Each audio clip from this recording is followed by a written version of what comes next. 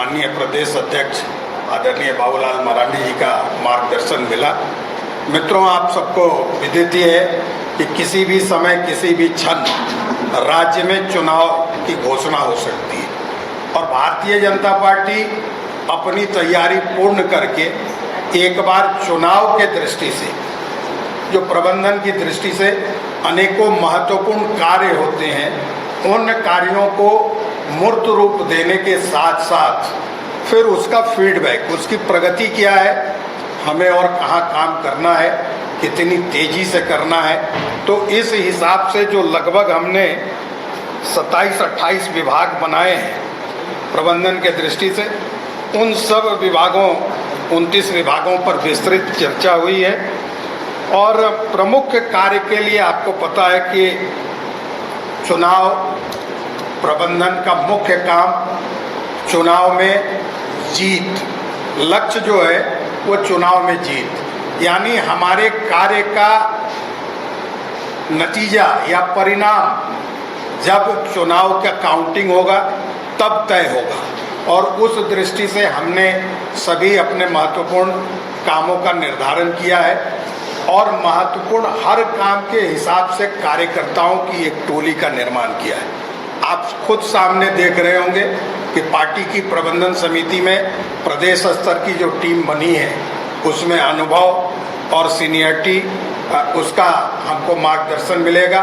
और खुद हम सबों के टीम में आदरणीय राकेश प्रसाद जी जैसे वरिष्ठ साथी हैं जिनका वर्षों वर्ष का अनुभव रहा है, और इन सबों के मार्गदर्शन में हम आने वाले समय में पूरा काम जो एक हमारा सैद्धांतिक कार्य पद्धति है कि planning in advance, planning in detail, यानी पूर्व योजना, पूर्ण योजना, फिर भी योजनाओं के निर्धारण में, योजनाओं के क्रियान्वयन में समय समय पर अनेकों समस्या भी आती रही हैं। तो इन समस्याओं का समाधान कैसे करें, इसके लिए भी फीडबैक की टोली, और फिर हम जो अनेकों कार्यक्रम चला रहे हैं उस कार्यक्रम का सकारात्मक पक्ष क्या है। जैसे उदाहरणार्थ हमने गोगो दीदी योजना चलाई है प्रदेश में, जिसकी व्यापकता से जो उसको स्वीकार्यता मिली है, जिस व्यापक रूप में सामने झारखंड की वर्तमान सरकार उसके आगे काफ़ी झुंझला के विवश हो गई है और अनेकों निर्णय वो ले रहे हैं। आपने देखा होगा कि कल उन्होंने कहा कि राशि भी बढ़ाने की बात कही, तो कहीं ना कहीं भारतीय जनता पार्टी के कार्यक्रमों के माध्यम से हमारी विश्वसनीयता कायम है और लोगों को हम पर भरोसा है।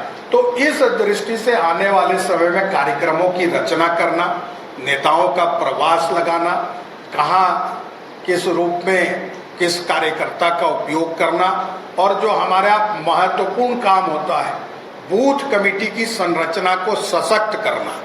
तो बूथ कमेटी की संरचना का सशक्तिकरण, तो उसकी सफलता का सबसे बड़ा उदाहरण है गोगो योजना जो है, हमारी गोगो दीदी योजना, उसके फॉर्म को भरवाने में, क्योंकि हमने सफलतापूर्वक राज्य के लगभग 90% से अधिक बूथों पर गोगो दीदी का फॉर्म भरा गया है।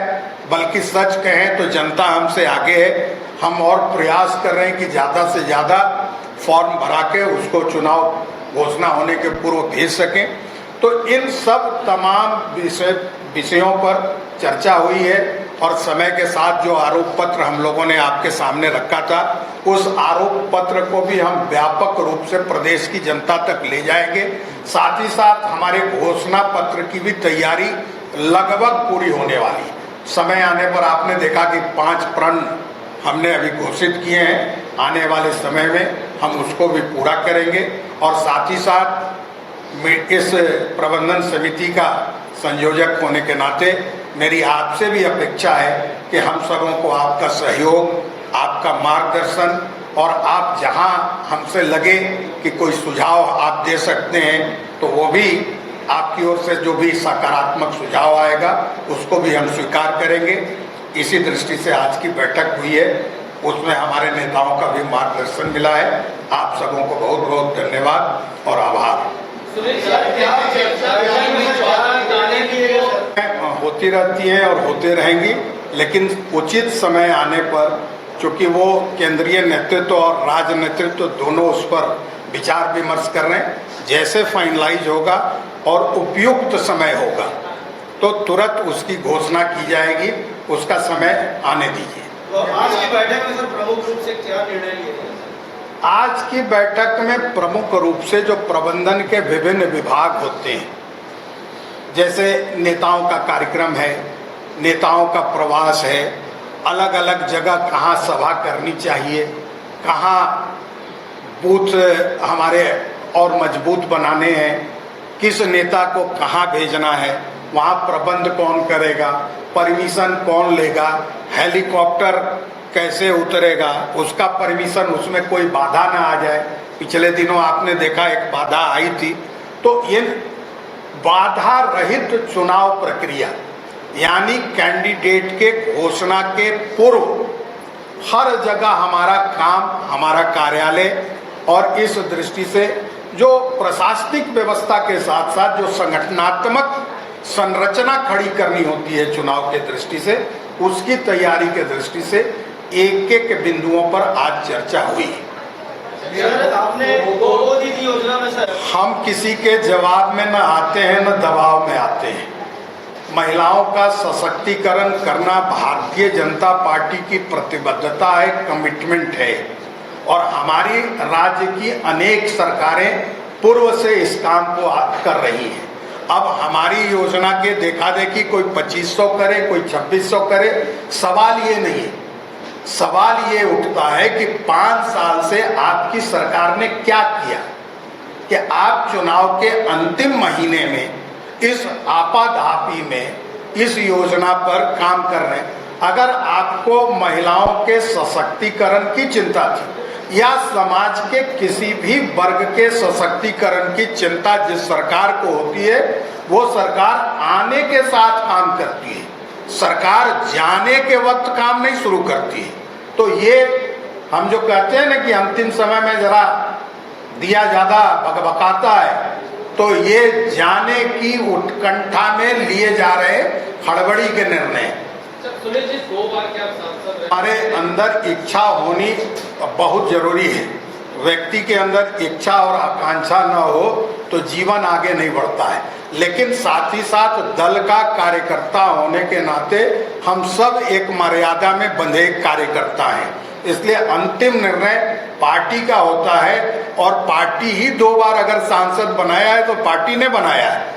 तो इसलिए हम सब मर्यादा में बंधे हुए कार्यकर्ता हैं, और हमको अपनी अपनी मर्यादा का ज्ञान है और उस पर गर्व भी है। बहुत धन्यवाद। कल तक आएगा। चलिए।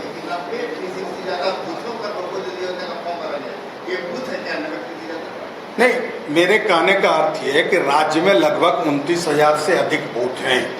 तो हम लोगों ने ये योजना बनाई है कि गोगो दीदी का फॉर्म बूथ के हिसाब से अधिक भरा जाए, और उसकी जानकारी ये प्राप्त हुई है। बहुत बहुत धन्यवाद।